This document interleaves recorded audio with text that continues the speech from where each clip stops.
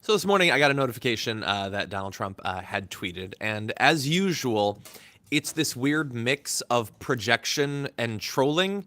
It's like sometimes he accidentally reveals what he actually thinks. Sometimes he sort of implies something to trolls' lips. Sometimes it's both. So I will read this for you, and you can decide for yourself. He says, "Do not believe any article or story you read or see that uses anonymous sources having to do with trade or any other subject. Only accept information if it has an actual living name on it. The fake news media makes up many sources say stories. Do not believe them." And that was Donald Trump that said that. Uh, I mean, should we run through some of the ridiculous hypocrisies here? So, first of all, he's the guy who invented an alter ego so that in the 80s and 90s he could call up radio shows to talk about how awesome Donald Trump is, pretending to be John Barron. He loved the idea of this so much that he literally named one of his sons after his fictional boosting alter ego. So that's weird and hypocritical, but also kind of sick if you think about it. So there was that. Of course, there was the birther campaign conspiracy theory where he kept talking about his sources inside of Hawaii who had dug up all this information that would be coming out very soon. Always soon. Didn't actually exist. There were no sources and there was no evidence, but he said that. This is a guy who uses the expression, people are saying, and people have never, and people, always people, never an individual person, but always people are doing something more than any other. And he's the one complaining about the use of anonymous sources. What's that? Oh, nothing. I just wanted to. I wanted to interrupt. You can interrupt if you want, JR. No, feel free. What's up? No, I was listening. Oh, okay. And look, I get it. If there's a story about you, you'd be frustrated, especially if you're president and, like people are leaking stuff and everything. But the thing is, when it comes to professional reporters, the anonymous source thing, like, it's not some random person off the street. It just isn't. Like their weird hearsay and like I get that like he likes Sean Hannity. I mean, in that sort of world, yes, they just make up stuff. They just do. Donald Trump constantly does. No one uses anonymous sources more than Donald Trump. I'll give you a recent example, by the way.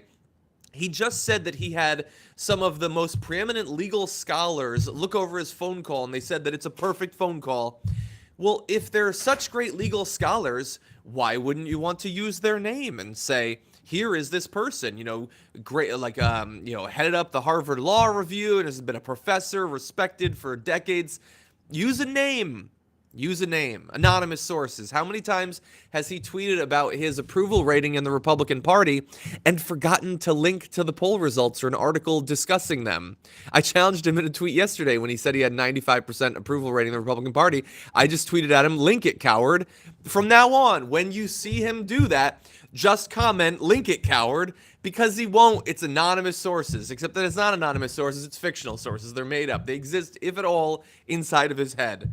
And they're lonely in there. So anyway, I saw that and thought that it was funny. But there are a few other little news tidbits that I want to get to. Because there's so much that I wanted to fit on the show today, but unfortunately couldn't. So something that you can probably expect. Chase's father says, John, somebody just offered you a lap dance for your birthday. It's not my birthday, so I guess I can't have the lap dance. But thank you. Thank you, Sean, for the happy birthday. But anyway, this is something that we're almost certainly going to talk about on the main show today. And this is Joe Biden, unprompted, attacking AOC to imply that she is not the future of the Democratic Party. So this is what he said. He was talking with Axios host Mike Allen about Medicare for All. He says the party's not there. When asked if the healthcare policy, reform policy would be party suicide in 2020, he said, party's not there at all. You know the numbers. You guys got it all wrong about what happened. Again, this is kind of Trumpian loose language, not actually, like, we know that the approval rating of Medicare for All in the Democratic Party is incredibly high. So what is he talking about there? We don't know because he won't cite anything. He goes on to say, look, it's just bad judgment. You all thought that what happened was the party moved extremely to the left after Hillary. AOC was a new party. She's a bright, wonderful person, but where's the party? Come on, man. And I love his come on, mans. Hold on a second. There was a super chat from Adrian Vex. Hi, JR. How's your day going? Adrian, unfortunately, he's already left, but he seemed to be in high spirits, so we've got that going for him. Okay, and over the summer, he had said about AOC that she's a brilliant, bright woman, so he's got a couple specific things he says about her, but then says she's only won a primary. Like, she didn't really have to win a general election. I mean, she did win a general election, but she just won a primary. What does she know, man? What has she won? Joe Biden, you've run for president like 17 times. What have you run? What have you won anyway? But he goes on to say, in the general election fights, who won? Mainstream Democrats who are very progressive on social issues and very strong in education and healthcare. Well, there he's describing AOC. So there's this weird bouncing back and forth. I would say that with Joe Biden, and I tweeted something to this effect earlier today, for a guy with as many current and perceivably future difficulties in terms of his platform, but also his ability to articulate it, and especially the sheer amount of historic baggage that he has in terms of wars he's supported, where he's been wrong on the issues, gaffes, out the A. I don't think that at this point what Joe Biden needs is to pick a fight with AOC about who represents the future of the Democratic Party. I would say that best case scenario for the Democratic Party, best possible case, AOC is the future of the party. Anything less than that is going to be bad for the Democratic Party. They would be lucky to have AOC represent the future of their party. They would be lucky to hope that there would be 2 more or 10 more or 50 more AOCs out there in office right now getting ready to run for office, that would be the next crop of Democratic candidates. They should be so lucky that that is their future. Joe Biden is 74 years old, seems 95. He's literally the past of the Democratic Party. And not only, like sort of literally in terms of his body, but also in terms of what he represents. Nobody, not the most hardcore Joe Biden supporter right now, thinks that why they support him is because he has a bold agenda to take the Democratic Party into the future. He is still clinging to first place, but the reason he's doing that is because people have some bizarre theories about what it takes to win a general election. Even many of the people who are supporting him right now in the primary say that they think that Bernie Sanders is better on some of the most important issues of the primary. Let's see, Name Withheld says, do you think Republicans realize the irony in holding opposers of Trump to a higher standard? I'm going to need more information. I don't know, are you talking about opposers inside of the impeachment? Sorry, I'm not sure. Jack says, is it easier to argue with a Trump or a flat earther? I'm generally not all that useful in either case. Tony, I apologize if I'm banging the desk. It's on a laptop though, but anyway, I'll try to control it. Anyway, we're going to talk more about that. I have a feeling that Cenk is probably going to have strong opinions about Joe Biden. And again, it was unprompted. He was not asked about AOC. He was not asked about the future of the party. All he was asked about was, what do you think about Medicare for all? And he launched into this thing about what he thinks the future of the party is going to be. Name Withheld, Pam. Oh, I assume you're talking about Carlin holding to a higher standard in terms of like civility and stuff like that. I mean, that sort of hypocrisy I think that you and I are both very used to at this point. It helps me to bear in mind that when she's being evaluated, especially on things like Fox News, they don't care. They don't hold themselves to any standard. They are free floating. They have some ideological goals and anything else, any value they attach to, any statement they make, it is useful at best in the moment and then discarded, I would say. So I would expect more of the stuff about AOC a little bit later on today. Oh, by the way, if you haven't already clicked the like button, let's do that. Supposedly it's useful. I appreciate it. Okay, really fast on the impeachment, because we actually are not talking about it on the actual show today. There's just a couple of things I thought were fun. So I saw on Mediaite, Newt Gingrich was appearing on Fox News, and he had this to say about impeachment. Oh, I thought someone was implying that AOC has responded to the Joe Biden thing. I tweeted about it, and I added her. I'm hoping that she will respond to it. We'll see. I don't know. She's usually at least a little bit hands-off with the primaries so far, so we'll have to see that.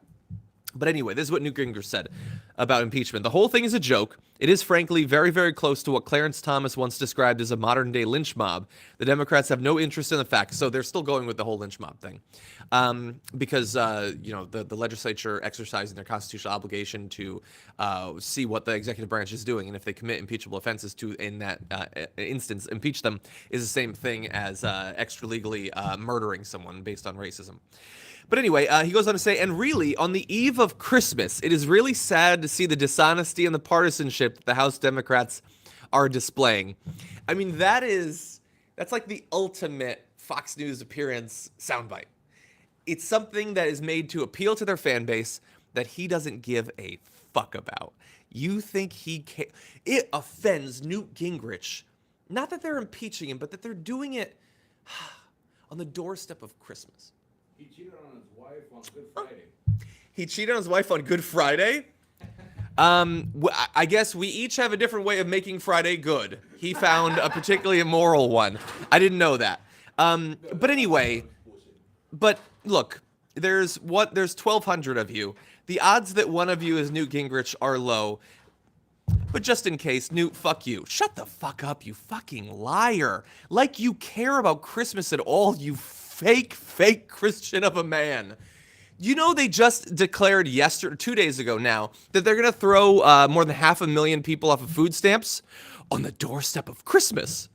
On the eve of Christmas, they will take food out of the mouths of people who they demonstrably don't have the money to purchase food. That's not an issue. You can do that. Like, literally, you can starve children on the cusp of Christmas. That's okay. But to impeach the president, no, not in the holidays.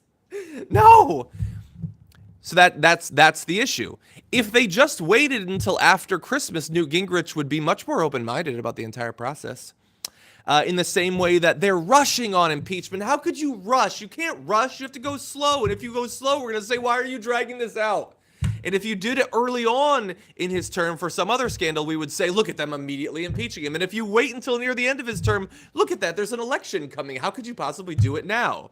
There is never a good timing for something they don't want to happen. That's just the way it works. And that's for actions that the party can take, legal ramifications for Donald Trump, activists, like doing some sort of organization out in the streets, those sorts of things. It is if it's something they don't want, it will always be inconvenient for either the context, the geography, the timing, the optics, whatever. They don't feel bound to consistency in literally anything. Nothing. Gingrich on the eve of Christmas. I think it would be a great Christmas present, honestly. I think they should do it on Christmas. Christmas morning, hold the vote. Impeach Donald Trump.